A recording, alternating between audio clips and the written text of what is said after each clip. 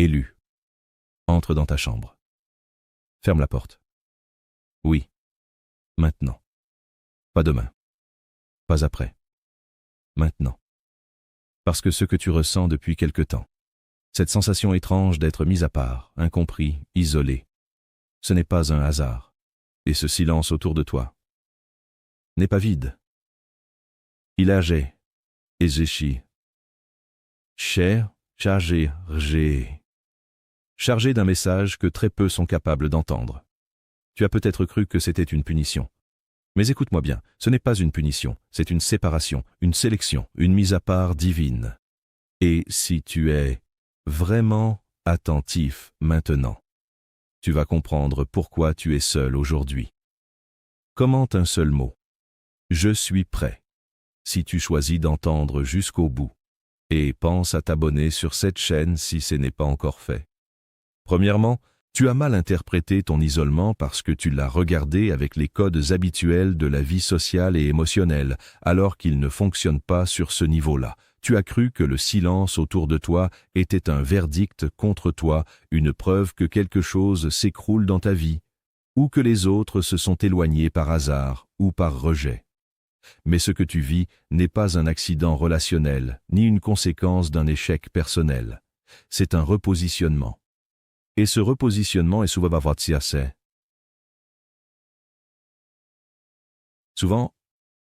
malatiasa morsal, coco que c'est mal compris.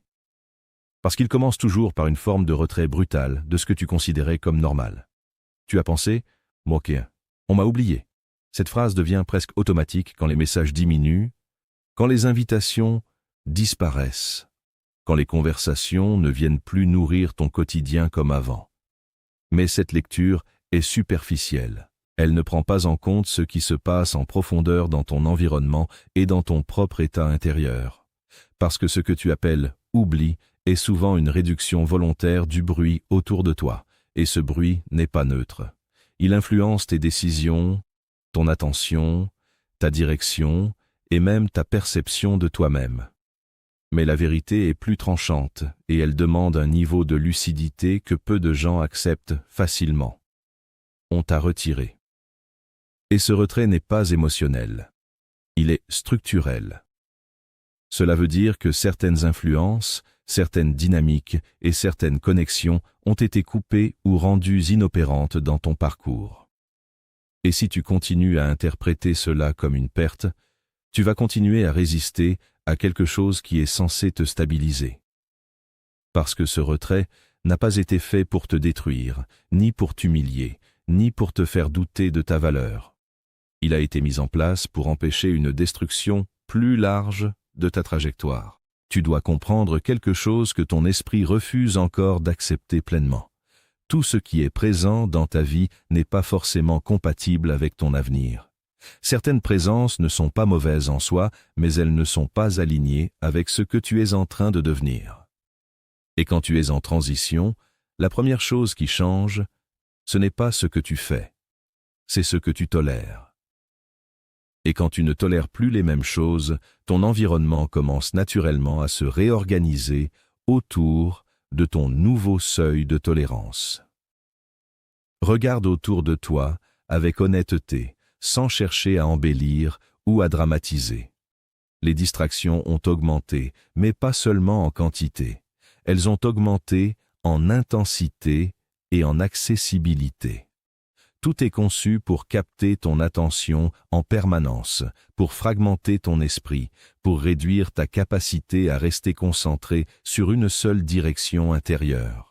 Les voix sont devenues plus bruyantes, pas seulement dans le sens du volume, mais dans le sens de l'opinion constante, du commentaire permanent, de la réaction immédiate à tout. Tu es entouré d'un flux continu d'informations qui ne laisse presque aucun espace pour la réflexion profonde. Les liens sont devenus plus superficiels, et cela aussi n'est pas un hasard individuel. C'est une dynamique collective. Les interactions se sont accélérées, mais elles se sont vidées de substance. On parle plus, mais on comprend moins. On échange plus, mais on connecte moins. Et dans ce type d'environnement, une conscience qui commence à se structurer différemment ne peut pas rester intégrée de la même manière qu'avant. Elle commence à ressentir une incompatibilité progressive avec ce rythme. Et pourtant, malgré ce chaos extérieur, toi, tu as commencé à ressentir autre chose. C'est là que le changement réel devient visible. Ce n'est pas dans ce que tu perds, mais dans ce que tu ne peux plus supporter comme avant. Tu ressens un besoin de silence qui n'est pas simplement un goût personnel, mais une nécessité interne. Tu ne cherches plus seulement à te reposer, tu cherches à te protéger de la surcharge mentale. Tu ne fuis pas les gens, tu fuis l'épuisement que certaines interactions provoquent en toi. Tu aussi. C'est et de. Si commencer à développer un rejet naturel des conversations inutiles, pas par arrogance, pas par mépris, mais par épuisement de sens. Tu remarques que certaines discussions ne t'apportent plus rien, qu'elles tournent en boucle, qu'elles consomment ton énergie sans produire de clarté.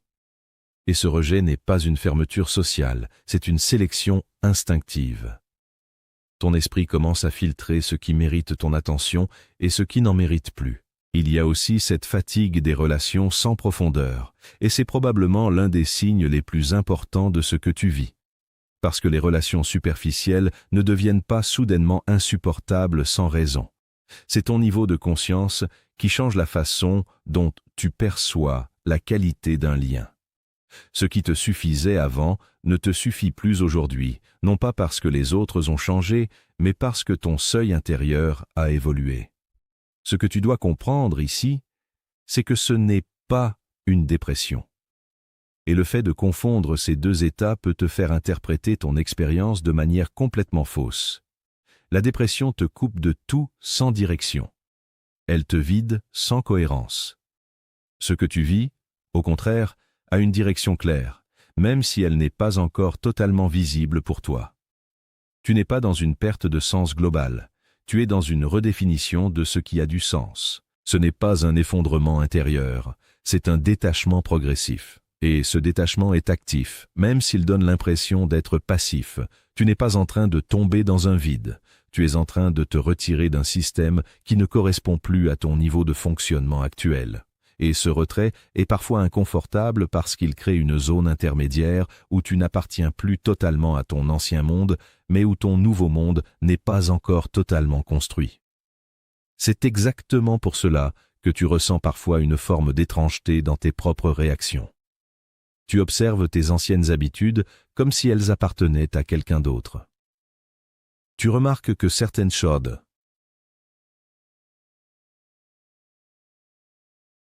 qui te stimulaient avant ne te stimulent plus du tout.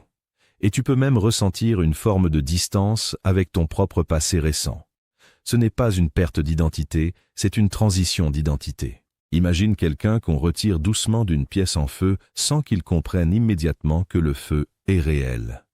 De l'intérieur, cette personne peut penser qu'on la prive de quelque chose, qu'on l'éloigne d'un espace familier, qu'on la force à quitter un endroit sans raison apparente.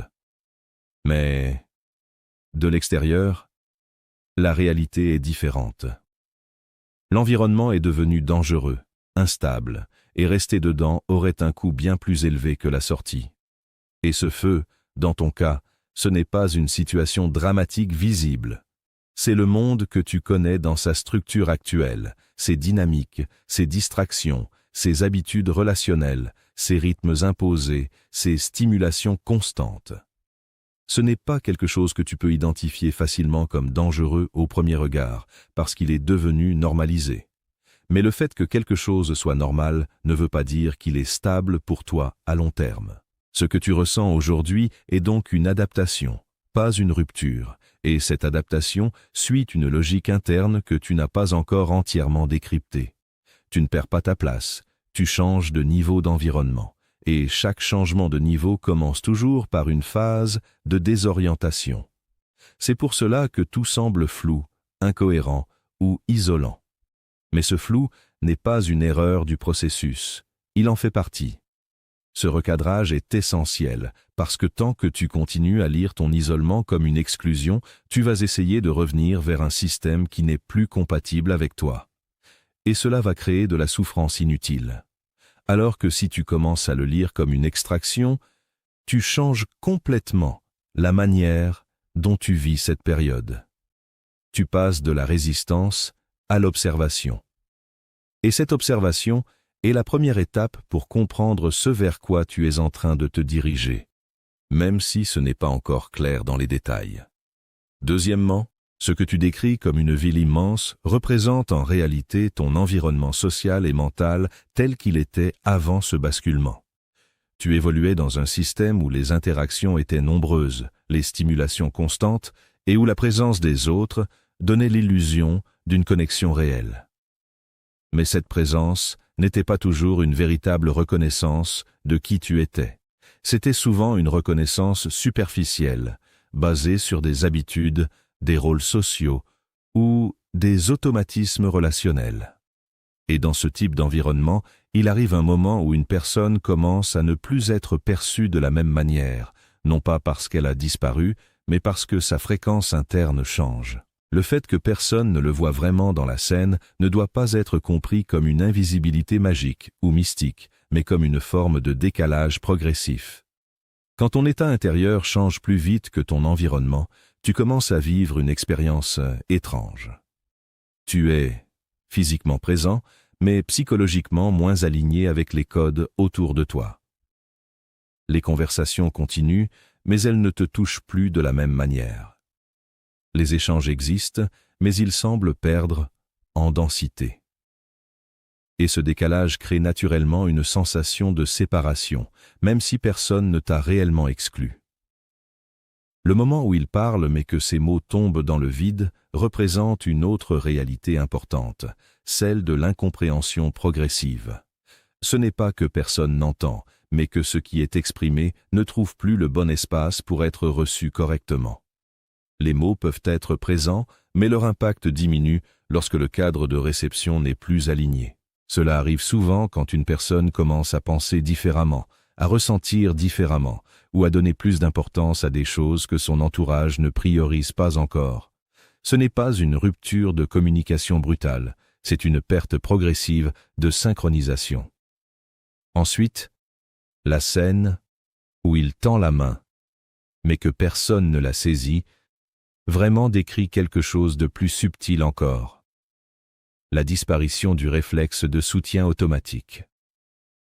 Dans certains environnements, les liens fonctionnent tant que tout le monde reste dans les mêmes attentes implicites.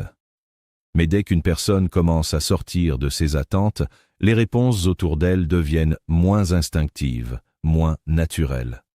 Non pas par rejet conscient, mais par incapacité à comprendre ce qui est demandé émotionnellement ou humainement. Cela crée une sensation de distance, même au milieu des autres. Puis vient le passage dans la chambre. Ce moment est souvent mal compris parce qu'il est associé à l'idée d'isolement négatif. Pourtant, dans cette analogie, il représente une rupture de stimulation extérieure. Ce n'est pas un enfermement imposé, c'est une réduction progressive des interférences. La porte qui se ferme symbolise la fin des sollicitations constantes, des influences multiples, des attentes extérieures qui tiraient ton attention dans plusieurs directions en même temps. À partir de ce moment, quelque chose change radicalement dans le rapport que tu entretiens avec toi-même. Le silence qui ne fait plus mal est un point central. Au début d'une phase de retrait, le silence est souvent vécu comme un vide, parfois même comme une forme d'inconfort psychologique, parce qu'il met en lumière ce qui était auparavant couvert par le bruit extérieur. Mais avec le temps, lorsque le système intérieur commence à s'ajuster, ce silence cesse d'être un manque. Il devient un espace de stabilisation. Il permet à ton esprit de ne plus réagir en permanence, de ne plus être sollicité en continu et donc de commencer à réorganiser ses priorités internes. Quand il est dit que le silence parle, il ne s'agit pas d'une personnification mystique, mais d'un changement de perception. Dans un environnement sans stimulation excessive, tu commences à percevoir des choses que tu passais aux choses que tu ne percevais pas avant. tes pensées réelles, tes besoins non filtrés, tes réactions authentiques et surtout les schémas répétitifs que le bruit extérieur masquait. Le silence devient un révélateur, pas parce qu'il contient des messages externes, mais parce qu'il rend visibles des dynamiques internes qui étaient noyées dans l'agitation. Les murs qui deviennent un miroir représentent cette phase où l'environnement extérieur perd son rôle dominant et où l'attention se retourne vers l'intérieur. Ce n'est plus ce qui t'entoure qui structure ton expérience, mais la manière dont tu te perçois toi-même, sans distraction. Et ce face-à-face intérieur peut être déroutant, parce qu'il montre des éléments que tu n'avais pas le temps ou l'espace d'observer auparavant. Ce miroir ne déforme pas, il retire les filtres. La découverte qu'il n'a jamais été perdu mais en transition est une manière de requalifier l'expérience vécue. Ce que tu interprètes comme une perte de repère peut en réalité être une phase de recalibrage cognitif et émotionnel. Tu n'étais pas hors système. Tu étais en train de changer de niveau de compréhension et d'adaptation.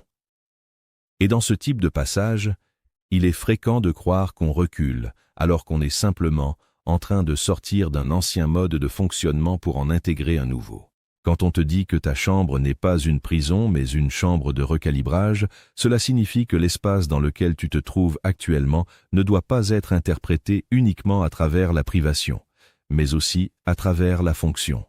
La réduction des distractions, la diminution des interactions superficielles et la baisse des sollicitations extérieures créent une condition particulière, celle où ton système interne peut se réorganiser sans être constamment réécrit par l'extérieur. Un recalibrage implique que certaines valeurs, certaines priorités et certaines perceptions sont en train d'être ajustées. Cela ne se fait pas dans le bruit ni dans la dispersion. Cela se fait dans un environnement réduit où les signaux externes sont moins dominants que les signaux internes. C'est pour cela que cette phase peut sembler étrange. Tu n'as pas encore les nouveaux repères, mais tu n'as déjà plus totalement les anciens. Ce processus n'est pas une punition ni une exclusion. C'est une transition de structure. Et toute transition de structure implique une période où l'ancien système n'est plus pleinement actif et où le nouveau système n'est pas encore stabilisé. C'est dans cet intervalle que naît la sensation d'isolement, alors qu'en réalité, il s'agit d'une reconfiguration progressive de ton positionnement intérieur face au monde. Troisièmement, le point central ici, c'est que le problème n'est pas ce que tu vis à l'extérieur, mais ce que l'absence de bruit révèle à l'intérieur. Tant que ton quotidien est rempli de distractions, de conversations, d'obligations et de stimulations constantes, ton attention reste dirigée vers l'extérieur. Et dans ce mode de fonctionnement, une grande partie de ton monde intérieur reste en arrière-plan, non pas parce qu'il n'existe pas, mais parce qu'il n'a pas l'espace pour remonter à la surface. Le silence ne crée pas ces contenus internes, il les rend simplement visibles. Quand tout devient silencieux, ce n'est pas un vide qui apparaît, c'est un dévoilement progressif. Les pensées qui étaient auparavant fragmentées par les sollicitations externes commencent à se regrouper. Les émotions non traitées, qui étaient mises en pause par le rythme quotidien, reprennent leur place dans ton champ de conscience. Et les souvenirs, les impressions et les sensations que tu n'avais pas pleinement analysées commencent à remonter non pas pour te submerger, mais parce qu'ils n'ont plus de concurrence immédiate dans ton attention. C'est à ce moment précis que beaucoup de personnes ressentent une forme de malaise, parce qu'elles découvrent que leur plus grand combat n'a jamais été uniquement social ou environnemental. Il est interne. Ce n'est pas un combat contre les autres, ni contre la solitude elle-même, mais contre l'accumulation de ce qui n'a pas été compris, digéré ou intégré. Et quand tout devient silencieux, ce matériau intérieur devient impossible à ignorer. Les blessures qui remontent ne sont pas nouvelles. Elles étaient déjà là, mais elles étaient recouvertes par le mouvement constant de la vie quotidienne.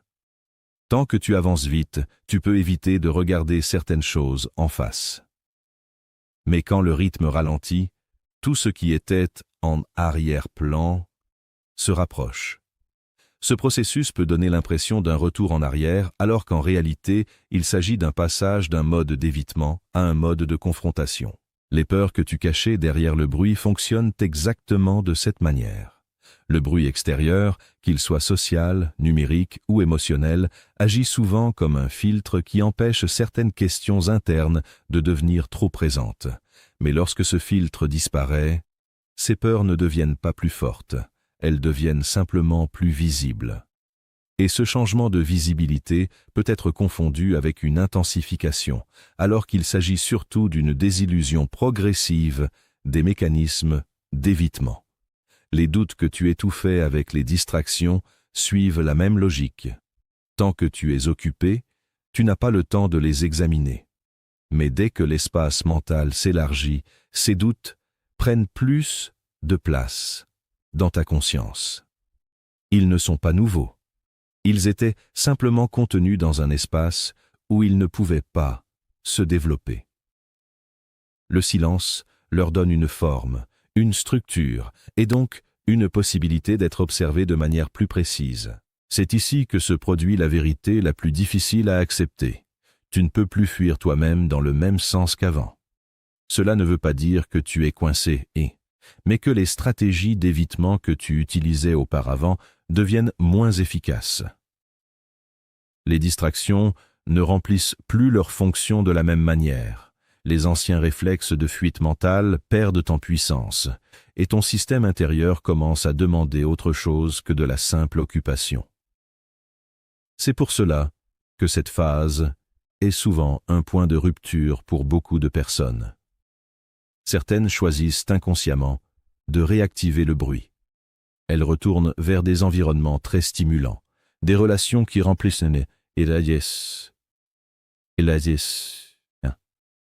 pas.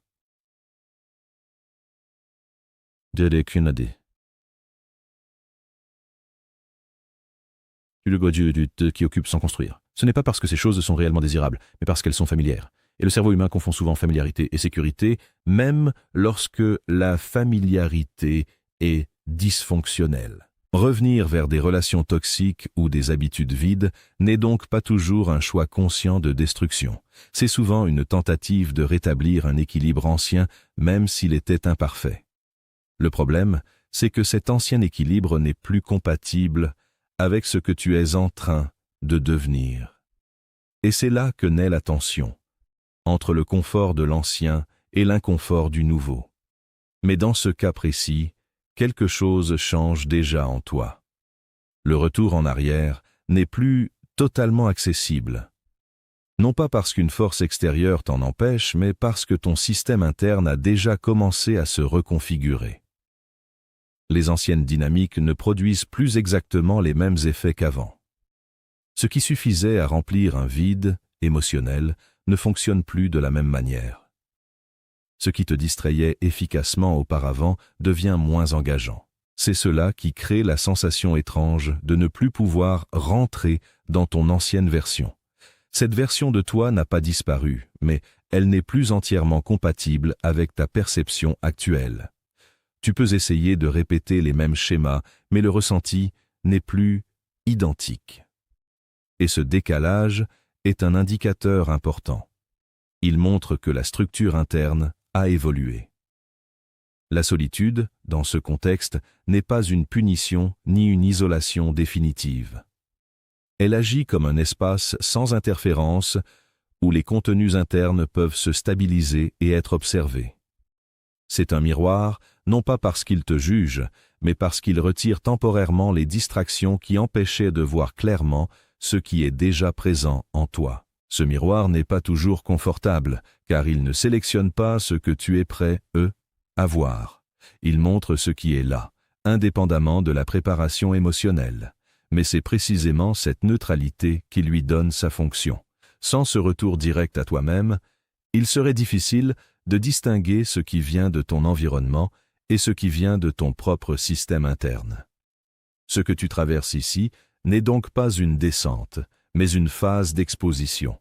Et dans toute phase d'exposition, le premier réflexe est souvent la résistance, parce que ce qui est révélé n'a pas encore été entièrement compris. Mais avec le temps, cette exposition devient un outil de clarté, car elle permet de voir ce qui était auparavant mélangé entre bruit extérieur et réalité intérieure. C'est dans cet espace que commence réellement le travail intérieur.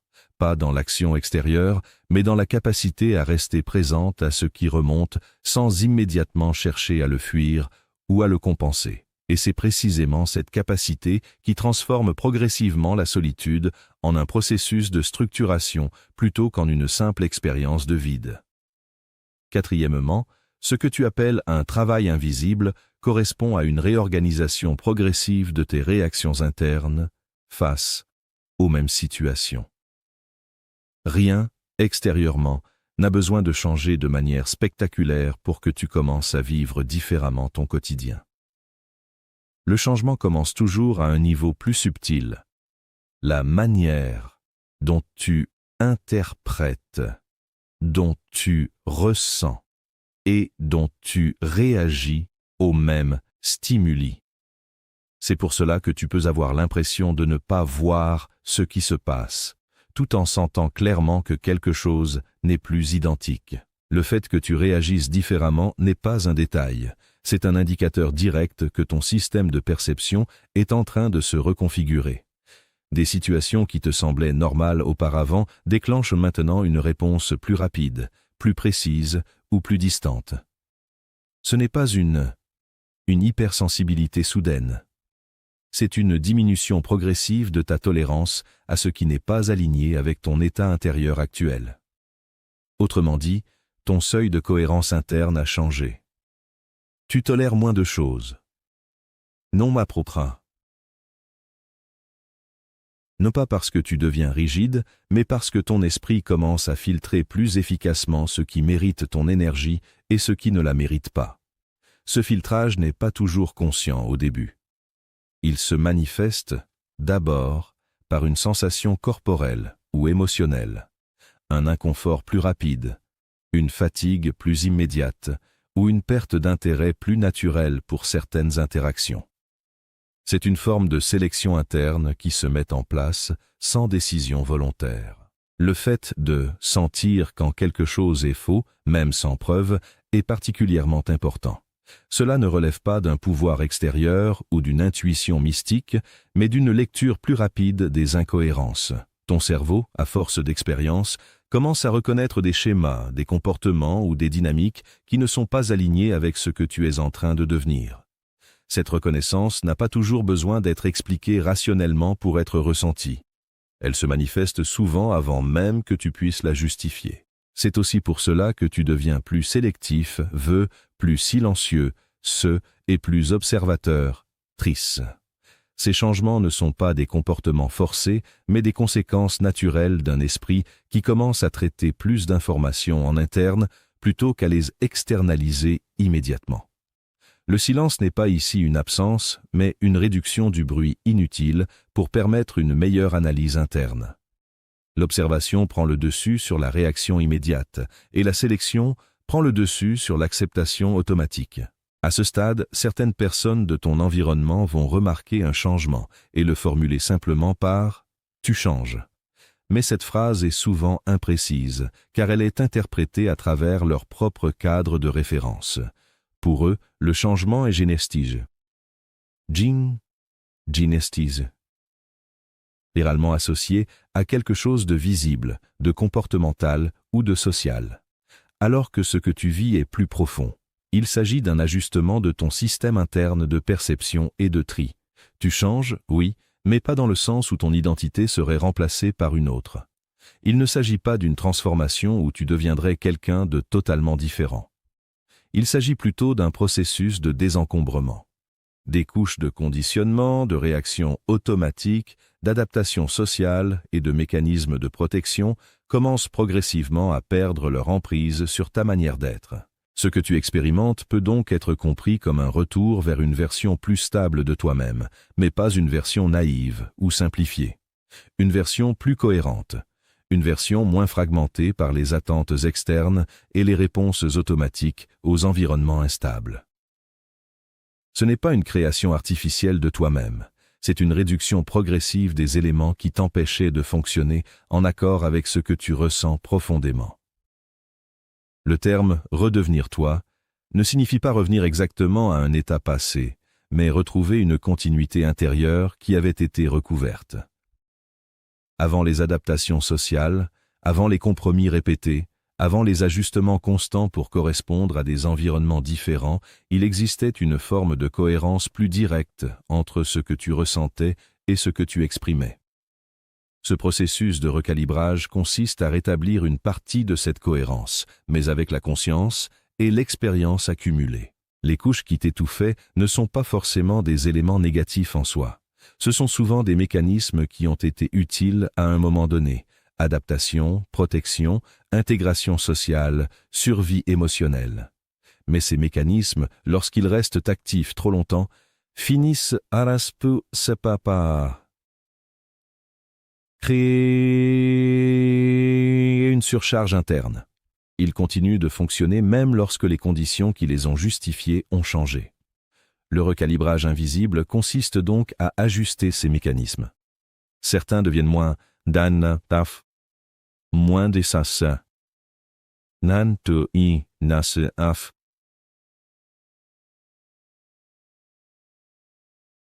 D'autres se réorganisent, et certains perdent leur importance. Ce n'est pas une suppression brutale, mais une redistribution de leur rôle dans ton fonctionnement global. Cela explique pourquoi tu peux avoir parfois l'impression d'être entre deux versions de toi-même, une ancienne structure qui ne correspond plus totalement et une nouvelle structure qui n'est pas encore entièrement stabilisée. Ce type de transition est souvent accompagné d'une sensation étrange de lucidité accrue. Tu vois plus de choses, mais tu ne réagis pas forcément plus. Tu comprends plus rapidement certaines dynamiques, mais tu ne participes pas toujours à leur déroulement comme avant. Ce décalage entre perception et réaction est l'un des signes les plus clairs d'un recalibrage interne en cours. Et même si ce processus peut sembler lent ou silencieux, il est structurant.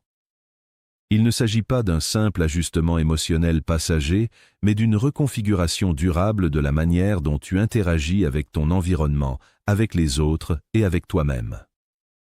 Cinquièmement, ce que tu appelles un passage correspond, dans une lecture plus réaliste, à une phase de transition psychologique et identitaire où les anciens repères perdent progressivement leur fonction, sans que les nouveaux soient encore totalement installés. Ce type de seuil est souvent perçu comme invisible parce qu'il ne s'accompagne pas d'un événement unique ou spectaculaire, mais d'une accumulation de micro-changements internes, façon de penser, niveau de tolérance, rythme émotionnel et rapport à l'environnement.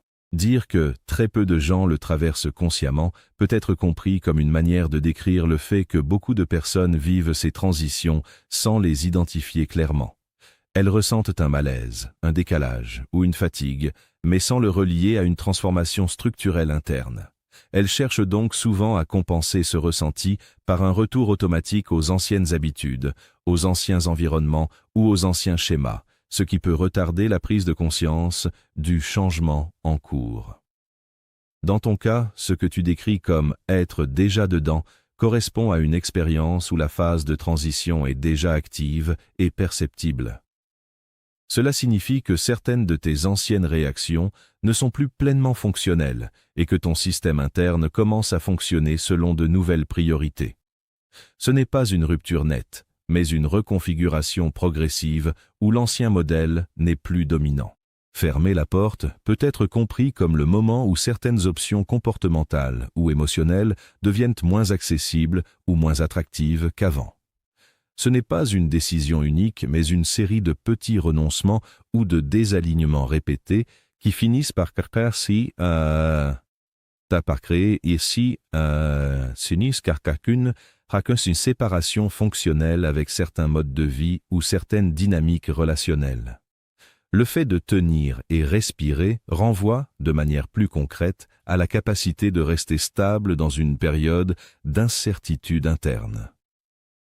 Dans ce type de transition, l'enjeu principal n'est pas d'accélérer le changement, mais de ne pas le bloquer par des réactions de fuite ou de compensation excessive.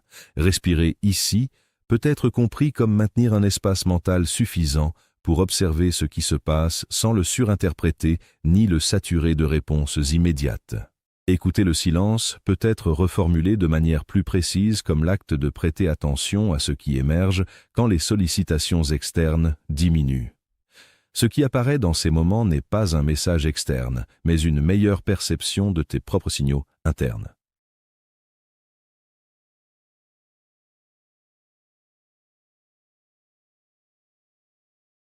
RKTRI. Besoins non exprimés, priorités qui changent, ou schémas répétitifs qui deviennent plus visibles lorsqu'ils ne sont plus masqués par l'activité constante. Et la direction dont il est ici question n'est pas forcément prédéterminée ou déjà entièrement visible. Elle se construit progressivement à partir de tes nouvelles réactions, de tes nouvelles limites et de ce que tu commences à ne plus accepter. Dans ce sens, la direction est moins quelque chose que tu trouves immédiatement que quelque chose qui se dessine au fur et à mesure que certains comportements deviennent impossibles ou inutiles pour toi. La reconstruction peut être comprise comme la réorganisation de tes habitudes, de tes priorités et de tes schémas de pensée autour d'un système plus cohérent avec ton état actuel. Cela inclut souvent une simplification de certaines dynamiques, une réduction de ce qui est énergivore sans être utile, et une meilleure distinction entre ce qui est essentiel et ce qui est accessoire. Enfin, la version de toi-même que tu ne reconnaîtrais pas encore ne doit pas être interprétée comme une transformation mystique ou totalement inconnue, mais comme une évolution graduelle vers un état où tes réactions seront plus stables, plus cohérentes et moins fragmentées par les influences extérieures. Cette version future n'est pas séparée de toi. Elle est la continuité logique des ajustements que tu es en train de vivre actuellement. Ce que ce verdict final décrit réellement, ce n'est pas une fin de parcours, mais une phase de stabilisation progressive après une période de désalignement. Et dans ce type de processus, le facteur déterminant n'est pas l'intensité des sensations, mais la constance avec laquelle tu restes dans l'observation de ce qui change en toi, sans chercher à forcer un retour immédiat à l'ancien équilibre. Alors maintenant, élu, si tu as compris que ce n'est pas une punition, mais une préparation. Si tu ressens que ce message parle directement à quelque chose que tu n'expliques pas encore, commente un seul mot.